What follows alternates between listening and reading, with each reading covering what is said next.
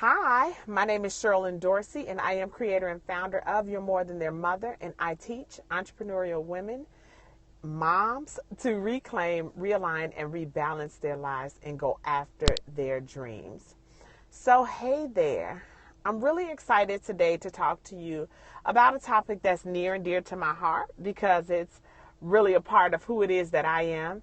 And as I comb through each phase of my business and really in life, I am finding out more and more about myself, and I am rooting the different issues that I have as I go along this journey, as I evaluate everything that is happening, everything it is that I'm thinking, everything it is that I am going through or even dreaming about, and really trying to source, where is it that I get that from? Where is this coming from? Excuse me 1 second here.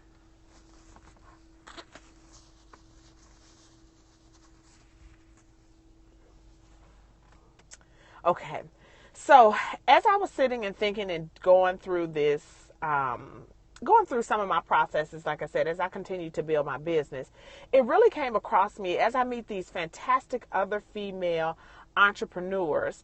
I'm meeting a lot. I live in an area that's predominantly white.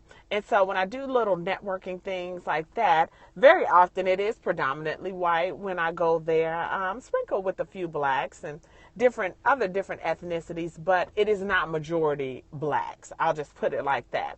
And so it really just kind of caused me to question, or to really ponder questions, I should say, that come to my mind of, why isn't there more of us here, this entrepreneurial setting? What is it that resonated with me about this, maybe and not about someone else, about something else? What is it that resonated with the other person that was there? What was the draw for them, the other black person that was there? What was the draw? Where is it that they are in their business? These are some of the type of questions that I ask myself, and then I really step forward and ask those other people.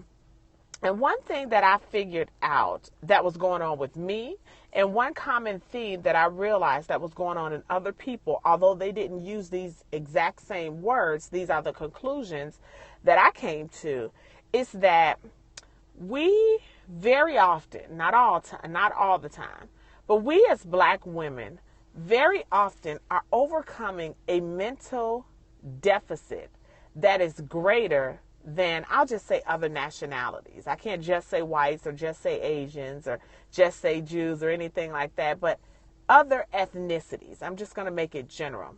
So we have not been told enough that we are good enough, that we are worthy, that we can do, be, and have whatever it is that we want. So we grow up with this scarcity, fear, this doubt, this low self-image of ourselves, because we have not been reinforced, told, or equipped with the tools that let us know that we can do anything anybody else can. Not saying that we won't have different obstacles, not saying that those obstacles aren't there. But if other people can do it, if a Serena Williams can do it, if a Martin Luther King can do it, if a Sojourner Truth can do it, if a Michelle Obama can do it, so can we, right? But I realize so often we are not at the same level as our different ethnic sisters, because, let me back up, that was kind of choppy. One of the reasons I realized that we are not at the same level as our counterparts of different ethnicities, it makes more sense, is because very often we have not overcome the mental hurdles that it takes to get us from where we are to where it is we want to be. Now, I am not a person who believes in comparing, because I think that comparison is the enemy to greatness. I really, truly believe that you are only trying to be better than you were yourself on yesterday. That's your only competition, right? To just be a little bit better. Well, I do believe in evaluation and processing and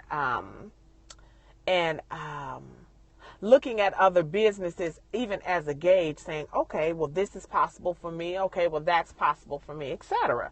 But never using it to compare yourself harshly or to bring yourself down, right? Just always as motivation and empowerment. Well, as I look at those businesses, I noticed that trend.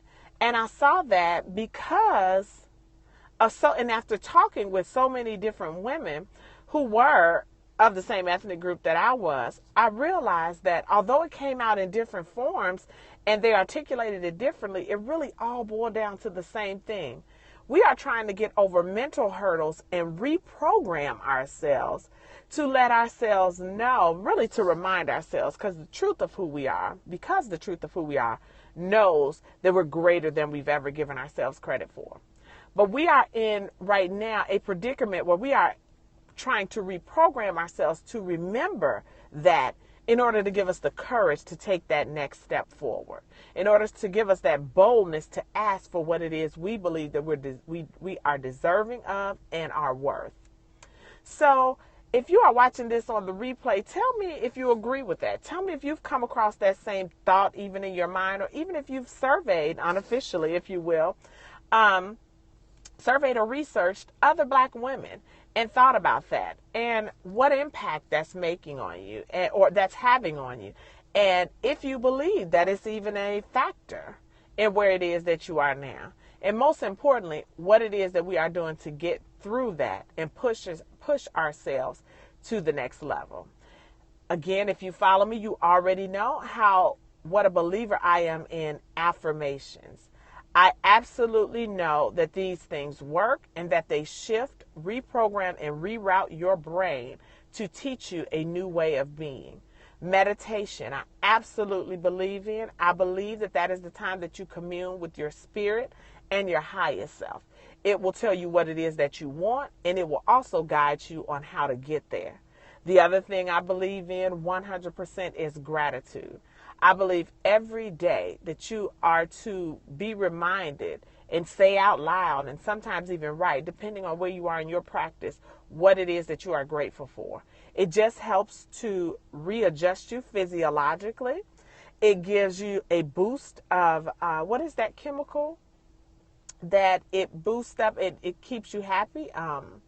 Oh, goodness, I can't think of it. I don't know why I'm trying to say melanin here, but of course I know that isn't it. But is it serotonin? Oh, I forget what it is, but it gives you a boost, literally, chemically in your body of making you feel better, right? So I know that those things are where you start. That is where it shifts, because it's really all a decision, right? You are only a decision away from where it is that you want to be.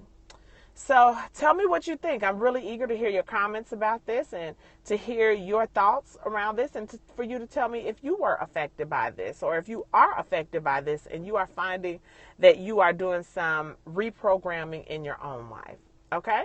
So thanks so much. I hope this meets you right where you are, and gives you some motivation to move towards what it is that you want to do, whatever goal that is and whatever that looks like. I'm thankful that you joined me. So I will see you next time. And in the meantime, it's time to move beyond everyone else's expectations of who you ought to be and become the woman you thought that you could be. Bye.